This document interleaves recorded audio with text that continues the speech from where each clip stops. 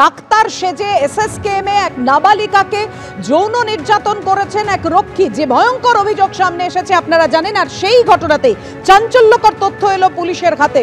শিশুরোগ বিশেষজ্ঞ সেজে ট্রমা কেয়ারে শৌচাগারে নিয়ে গিয়ে যৌন নির্যাতন, নাবালিকাকে যৌন নির্যাতনের অভিযোগে যে তথ্য পুলিশের হাতে এসেছে। বুধবার এসএসকেএম হাসপাতালের ওপিডিতে ডাক্তার দেখাতে এসেছিল নাবালিকা।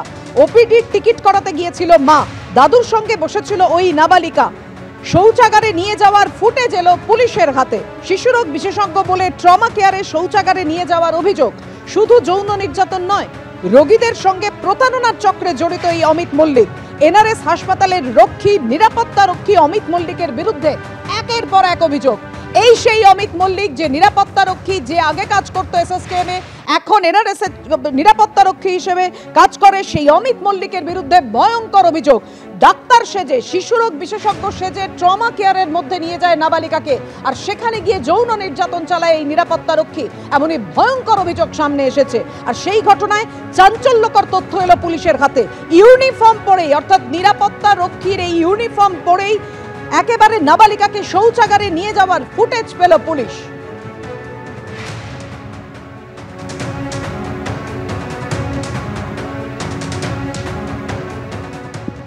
গতকালকে আপনার আমাদের সিজিএম আলিপুরে প্রোডাকশন হয়েছিল, যেহেতু পক্সো কোর্ট বন্ধ ছিল, আজকে এখানে প্রোডাকশন হয়েছে। আজকে প্রোডাকশনের সঙ্গে 4টে প্রেয়ার ওনাদের তরফ থেকে করা হয়েছিল। একটা হচ্ছে দুজনের ব্লাড স্যাম্পল নিয়ে ডিএনএ দেখার জন্য গোপন জবানবন্দি, আর আজকে একটা পিসি প্রেয়ার ছিল 4-11 পর্যন্ত। লার্নেড কোর্ট সমস্ত কিছু শুনেছে, দেখে 31 তারিখ পর্যন্ত, 31/10/2025 পর্যন্ত পুলিশ কাস্টোডি অ্যালাউ করেছে। এই 4টে প্রেয়ার এবং মেডিকেল লিগাল ছেলেটার, মেয়েটার প্রাইমারি মেডিকেল হয়ে গিয়েছিল এবং আজকে তার মেডিকেল লিগাল হচ্ছে, আর ছেলেটার মেডিকেল লিগালের জন্য একটা প্রেয়ার দিয়েছে। এই 4টে প্রেয়ার আজকে কোর্টে ওনারা ইনভেস্টিগেশন অফিসার তরফ থেকে দেখানো হয়েছিল। 4টে প্রেয়ারই অ্যালাউ হয়েছে। আরজি করে কর্তব্যরত চিকিৎসককে ধর্ষণ খুনের পর থেকে বারবার চিকিৎসকরা এই প্রশ্নেতেই তুলে সরব হয়েছিল, নিরাপত্তার দাবিতে সোচ্চার হয়েছিল। ফের সরকারি হাসপাতালে নিরাপত্তা নিয়ে আবার প্রশ্ন উঠে গেল।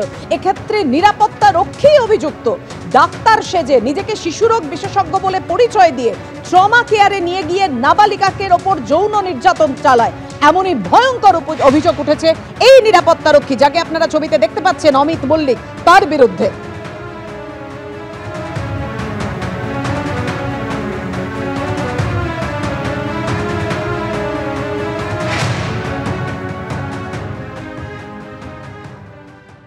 দমদমের বেদিয়াপাড়ায় এক ব্যক্তিকে গায়ে পেট্রোল ঢেলে আগুন ধরিয়ে দেওয়ার চেষ্টা করা হয়, এমনটাই অভিযোগ সামনে এসেছে। কিন্তু ঘটনার 24 ঘন্টা পেরিয়ে গেল, এখনো পর্যন্ত কেউ গ্রেফতার হয়নি। সংবাদ মাধ্যমে মুখ খোলায় আক্রান্তের পরিবারকে হুমকি দেওয়া হয়েছে এমন অভিযোগ। আহতের পরিবারকে হুমকির অভিযোগ কাউন্সিলরের অনুগামীর বিরুদ্ধে।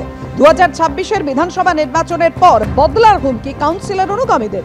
নাগেরবাজার থানায় গেলেও অভিযোগ নেয়নি পুলিশ, দাবি আহতের পরিবারের।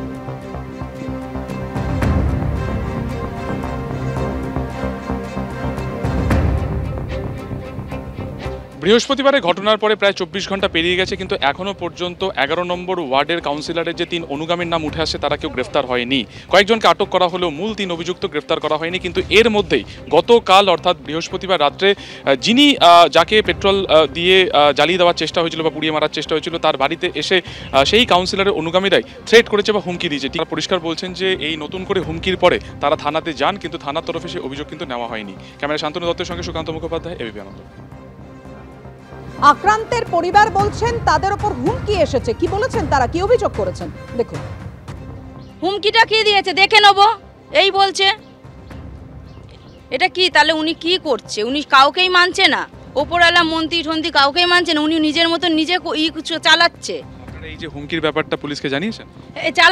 গেছিল, এফআইআর নেয়নি তো, দরখাস্ত লিখে নিয়ে গেছিল তো, নেয়নি। 11টার সময় দিদিকে বলেছে ফোন করবে, এখনো ফোন করেনি। আমার মামাকে বললো যে তোমাকে দেখা করতে বলেছে, তা আমার মামা যায়নি। আমার বোন বললো যে না আমরা যাব না, হ্যাঁ আমরা যাব না, যা কথা হবে এইখানে, হ্যাঁ। তা আমার মামাকে যেতে দেয়নি। ঠিক আছে, এরকম অনেকগুলি ছেলে এসেছিলো, এসে রাতে ঠেট করছিল। কমপ্লেন পুলিশ নিচ্ছে না, তাই এখনও গ্রেপ্তার হয়নি। আমরা খুব আশায় এতে রয়েছি যে যাদের 3 জনের নাম উঠেছে তারা জানি অবশ্যই গ্রেপ্তার হোক। না চাইছি আমরা পুলিশ প্রশাসন চাইছি, আমাদের যদি কিছু হয় সেই দায় কে নেবে? কিন্তু এই গোটা ঘটনাটা ঘটেছে, অর্থাৎ এক ব্যক্তির গায়ে পেট্রোল ঢেলে আগুন ধরিয়ে দেওয়ার চেষ্টা হলো, সেটা নাকি রসিকতার ছলে হয়েছে। ঠিক কি বলেছিলেন তৃণমূল কাউন্সিলর? দেখুন। ভোর 4:30-র সময় কি হতে পারে, কি হতে পারে? ইয়ং ছেলেরা কালী পুজো করেছে, তারপর এসেছে একে ঠালা দিয়েছে, ইয়ার্কি মারতে গিয়ে এই ঘটনাটা ঘটেছে। যদি পুলিশ দেখে যেটা ওরা ইচ্ছাকৃতভাবে করেছে, পুলিশ যেমন নিজের প্রশাসন, আমাদের প্রশাসনের কাছে পূর্ণ আস্থা আছে, তারা সঠিকভাবে তদন্ত করবে। মারপিট না করলে ইটের বদলে পাটকেল খেতে হতে পারে বলছেন সজল ঘোষ, বিজেপি কাউন্সিলর। তিনি বলছেন মারের বদলে মার হলে প্রশাসনও নিরপেক্ষ থাকে। এটাই সত্যি। 26-এর ভোটের আগে এবার পাল্টা মারের দাওয়াই দিলেন সজল ঘোষ। মারপিট না করলে ইটের বদলে পাটকেল না মারতে পারলে হবে না, এটা ফ্যাক্ট। মারের বদলে যদি আপনি না মারতে পারেন, শুনুন, যেখানে আপনি মারের বদলে মারবেন না, খারাপভাবে নেবেন না, এটাই সত্যি।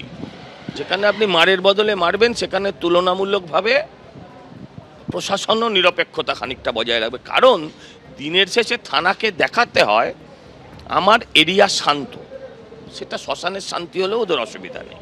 বড়নগরে আমরা পারিনি ঠিকঠাক মারতে, যেভাবে তারা ভোট দখল করেছিল, আমাদের পার্টি অফিস দখল করেছে, পার্টি অফিস ভেঙেছে, বুথ ভেঙেছে, ক্যাম্প ভেঙেছে, আমরা সেটা পারিনি। এবার যে অবস্থা আছে, মানে আমার জন্য ওখানে বিজেপি জিতবে না, বিজেপির জন্য জিতবে না। যাকে প্রার্থী দিয়েছে তিনি যদি প্রার্থী থাকেন, বিজেপির প্রার্থী না ঘোষণা করে বিজয় মিছিল করা উচিত। অর্থাৎ সজল ঘোষ বলছেন ইটের বদলে পাটকেল, পাল্টা মারের দাওয়াই। আর এই পাল্টা মারের দাওয়াইকে কটাক্ষ করে তৃণমূলের মুখপাত্র অরূপ চক্রবর্তী তিনি বলছেন এই হুমকি, হুঁশিয়ারি, পাল্টা মার এগুলো তো বিজেপির সংস্কৃতি। দেখুন, দাওয়াইয়ের ইতিহাস তো বাংলায় নতুন কিছু নয়। এর আগে বৃন্দাকারা দমদম দাওয়াইয়ের নিদান দিয়েছিলেন নন্দীগ্রাম পর্বে। সিপিএম আজকে ইতিহাস, রাজ্য থেকেই মুছে গেছে। শুভেন্দু অধিকারী, সজল ঘোষদের দল ক্ষমতায় আসেনি, তাতেই দাওয়াই দেওয়ার হুমকি দিচ্ছেন। ওনার আরেক নেতা গত বিধানসভা নির্বাচনের সময় শীতলকুচিতে যখন পুলিশ বুক লক্ষ্য করে বুলেট চালিয়েছিল, তখনও হুমকি দিয়েছিলেন যে পুলিশকে বলবো, সিআরপিএফ কে বলবো গুলি যেন একটাও মিস না হয়, বুক লক্ষ্য করে যেন যায়। বাংলার মানুষ তার জবাব রাজনৈতিকভাবে দিয়েছিল। আসলে সজল ঘোষদের সাথে তো কর্মী নেই, সজল ঘোষ শুভেন্দু অধিকারীর সাথে বুথে বসার এজেন্ট নেই। ওনারা নিজেরাই স্বীকার করেছেন 35,000 বুথে ওনারা এজেন্ট খুঁজে পাচ্ছেন না। তার জন্য সিআরপিএফ দিয়ে, যৌথ বাহিনী দিয়ে, সেন্ট্রাল ফোর্সকে গুলি চালিয়ে ভোট দখল করতে হবে। হয় এফআইআর করে চুরি করে ভোটে জিততে হবে, নইলে গুন্ডামি করে ডাকাতি করে ভোট লুট করতে হবে। বাংলার মানুষ রাজনীতি সচেতন, বাংলার মানুষ চিরকাল বুলেটের জবাব ব্যালটে দিয়ে এসছে, এই নির্বাচনেও সেটা দেবে অবশ্যম্ভাবী বুঝতে পেরেছে বলেই এখন থেকে হারার জন্য অজুহাত তৈরি রাখছে। সজল ঘোষদের বলবো এইসব না করে যদি মানুষের পাশে থাকতেন, যদি সত্যি সত্যি মানুষের কথা শুনতেন, তাহলে আজকে এরকম বড় বড় ডায়লগবাজি করতে হতো না, মানুষই আপনাদের আশীর্বাদ করতো। 18 থেকে 12-তে নেমেছেন লোকসভায়, 77 থেকে 27 হবেন কিনা, বিরোধী দল হতে পারবেন কিনা, আগে সেই দিকে নজর রাখুন, পরে এইসব বড় বড় গরম গরম ডায়লগ দেবেন।